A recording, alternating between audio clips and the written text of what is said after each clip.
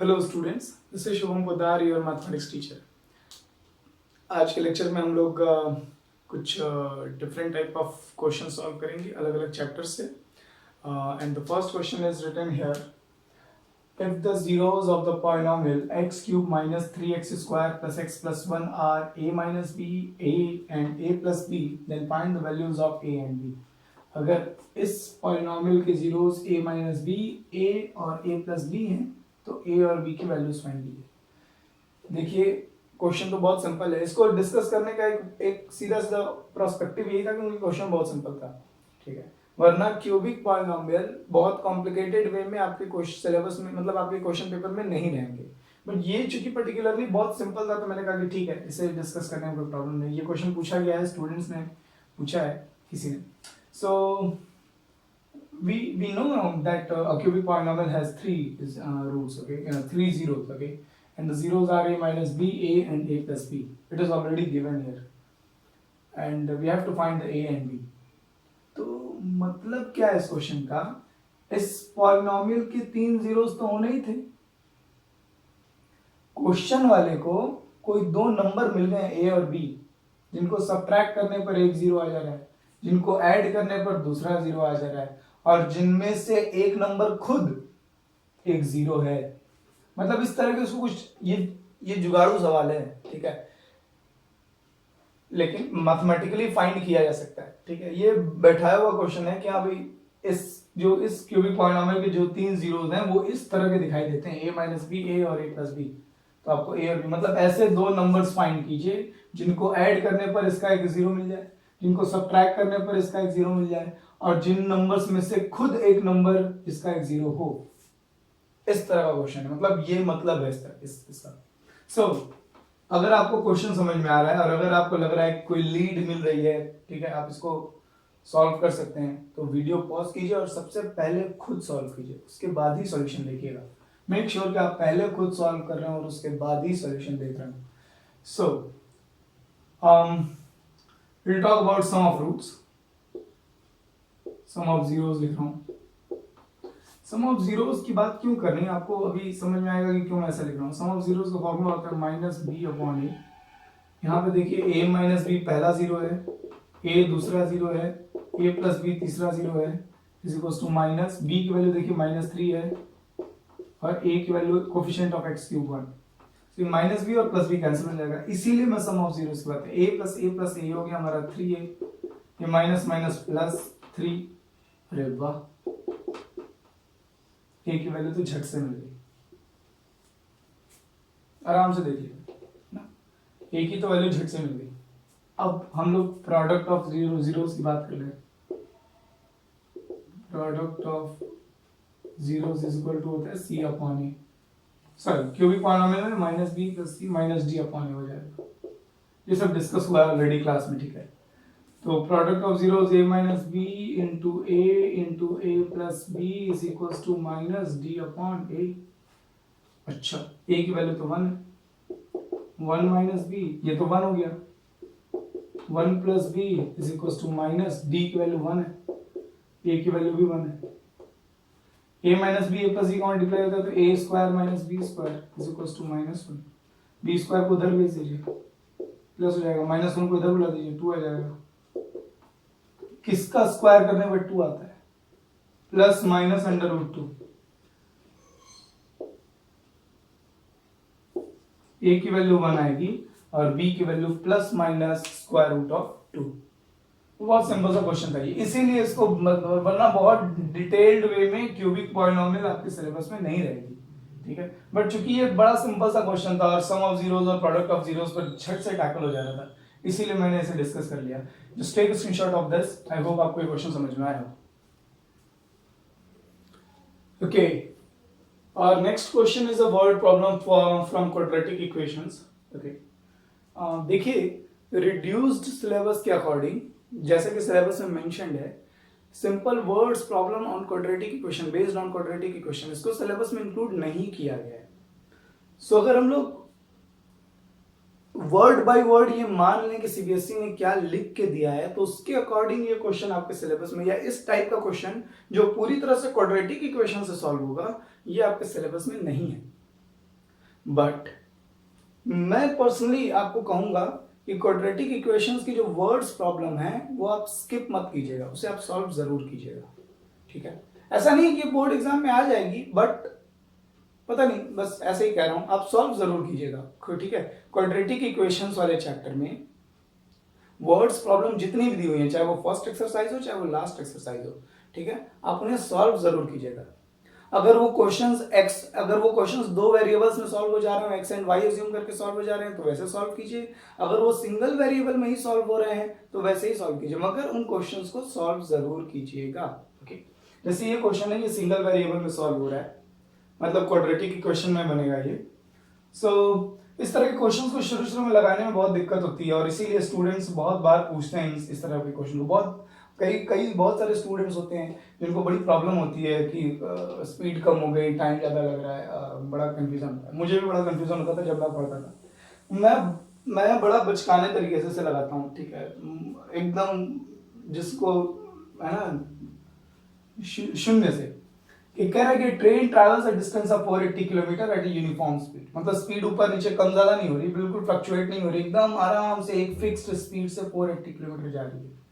वो स्पीड क्या है ये हमको नहीं मालूम, जिस स्पीड से जा रही है ट्रेन वो स्पीड क्या है वो हमको नहीं मालूम है।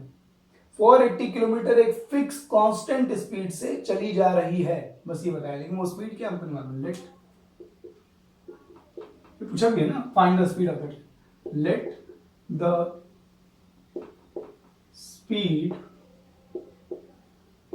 ऑफ द ट्रेन, ये टू वेरिएबल्स में भी सॉल्व हो सकता है, ऐसा नहीं है, मैंने पहले भी कहा है, ठीक है, ये एक्स और वाई में भी सॉल्व हो सकता है। और इसीलिए मैं कह रहा हूं कि आप क्वाड्रेटिक इक्वेशंस की एक्सरसाइज को स्किप मत कीजिएगा।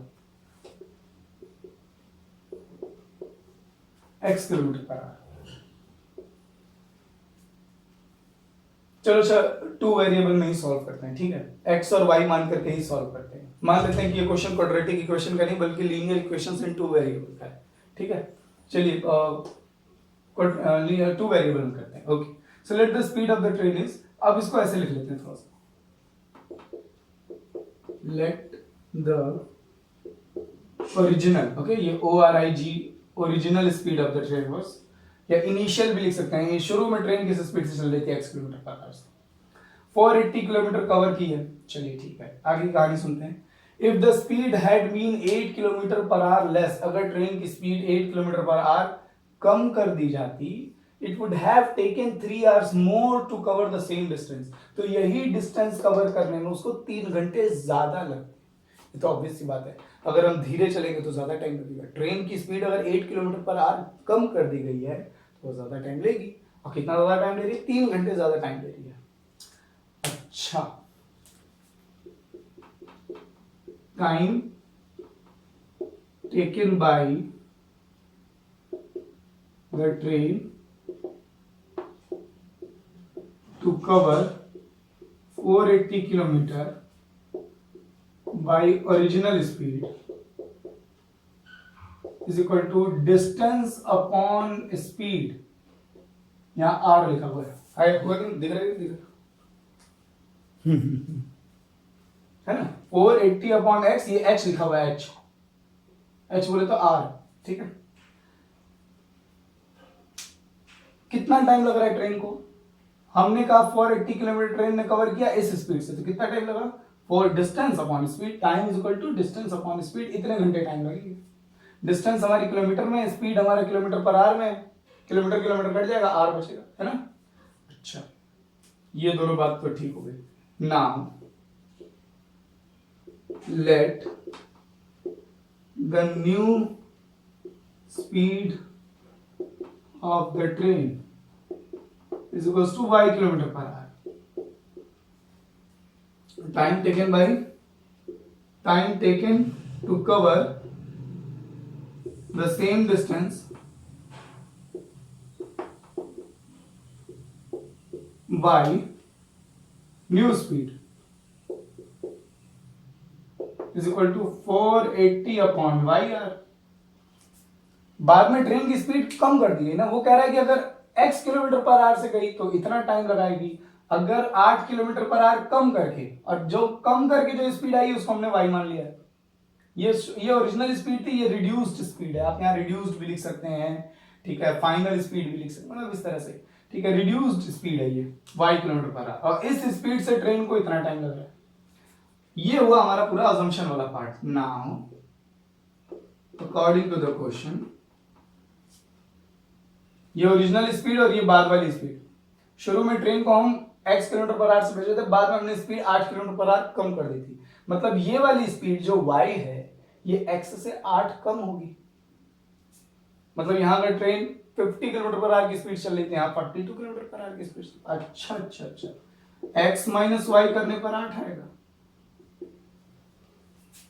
तो बड़ा सिंपल, मैंने इन दोनों में रिलेशन ये बता रखा है ना। ये 8 का क्या करना है, ये 8 का भी हमको नहीं समझ में आया और इस 3 का भी हमको नहीं समझ में आया। तो 8 क्या था, दोनों स्पीड में डिफरेंस था, पहले वाली स्पीड 8 ज्यादा थी, तो बाद वाली स्पीड 8 कम थी, तो इन दोनों का डिफरेंस ये ज्यादा है ना, x वाला, ये वाला ज्यादा है ना, ये वाली तेज चल रही थी, बाद में स्पीड कम कर दी गई, ये कम है, तो ज्यादा में से कम माइनस करने पर 8 है। आई होप आपको ये बात समझ में आ गई। फिर कह रहा है कि ये 3 घंटे ज्यादा टाइम लेती, यहां पर जो टाइम ले रही है और यहां पर जो टाइम ले रही है, इसमें 3 घंटे का डिफरेंस है, ज्यादा कौन है, ये भाई, यहां स्पीड कम है ना, स्पीड कम होगी तो टाइम ज्यादा लगेगा, तो ये टाइम ज्यादा है इस टाइम से, क्योंकि यहां पे स्पीड कम है, स्पीड कम होगी तो टाइम ज्यादा लगेगा, ये टाइम ज्यादा है इस टाइम से। अच्छा, ये टाइम कितना ज्यादा है, 3 घंटे ज्यादा है। अगर अगर पहले ट्रेन 3 घंटे में पहुंच रही थी तो अब 6 घंटे में पहुंच रही है। अच्छा अच्छा, 480 upon Y minus 480 upon X is equal to 3। ये बन गई हमारी सेकेंड इक्वेशन।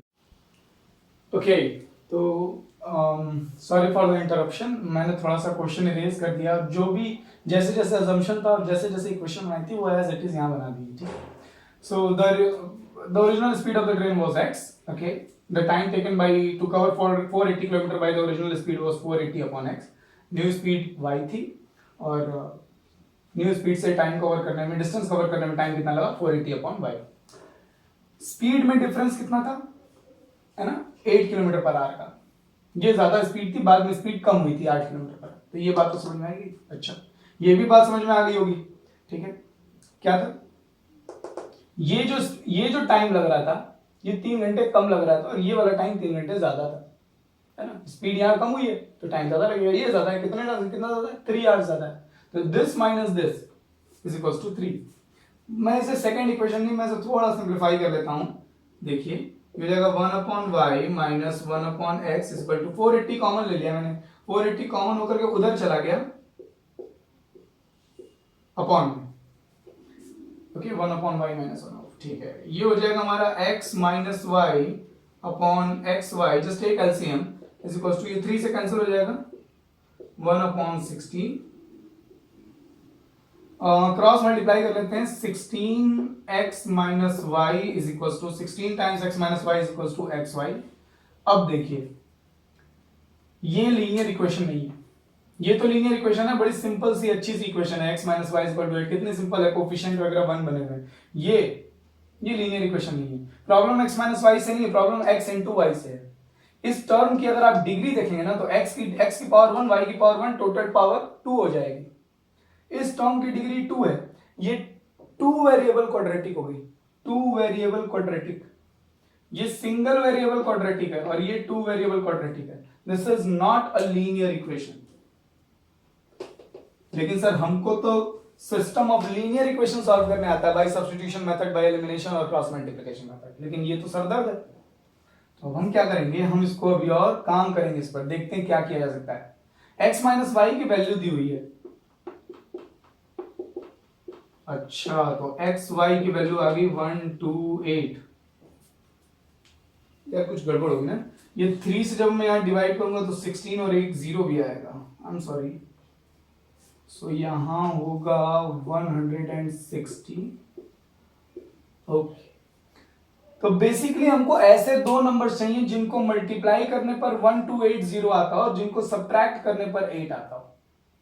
ये ध्यान रहे कि ये भी हमारी लीनियर इक्वेशन नहीं है, ये हमारा ये x इंटू वाई, यही तो दिक्कत कर रहा है ना, ये आप लोगों ने पढ़ा होगा x plus y whole square is equal to x minus y whole square is equal plus 4xy।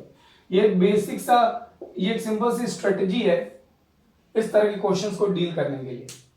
x plus y का whole square is equal to x minus y whole square plus 4xy, ये कहां से आया? ये एक algebraic identity है। इसको हम यूज क्यों कर रहे हैं ये अभी आपको थोड़ी देर बाद समझ में आ जाएगा। अभी के लिए आप एलएचएस देखिए, x square plus y square plus 2xy आएगा, हाँ है ना? यहाँ पे भी एक्स स्क्वायर आएगा, यहाँ पे भी एक्स स्क्वायर आ रहा था, यहाँ पे भी वाई स्क्वायर आएगा, यहाँ पे भी वाई स्क्वायर आ रहा था। यहाँ माइनस 2xy आएगा और ये plus 4xy, minus 2 plus 4 plus 2xy आएगा, प्लस 2xy यहाँ पे भी आ रहा था। मतलब एलएचएस और आरएचएस हैं बराबर। इसी को x प्लस वाई के होल स्क्वायर को इस तरह से मैंने लिखा है जबरदस्ती, x plus y whole square is equal to x minus y हमको मालूम था what is 8 and x y भी हमको मालूम है 1280, 4 टाइम्स 1280 और हो गया हमारा ये x plus y whole square, ये आ गया 64। पैनिक नहीं करना है।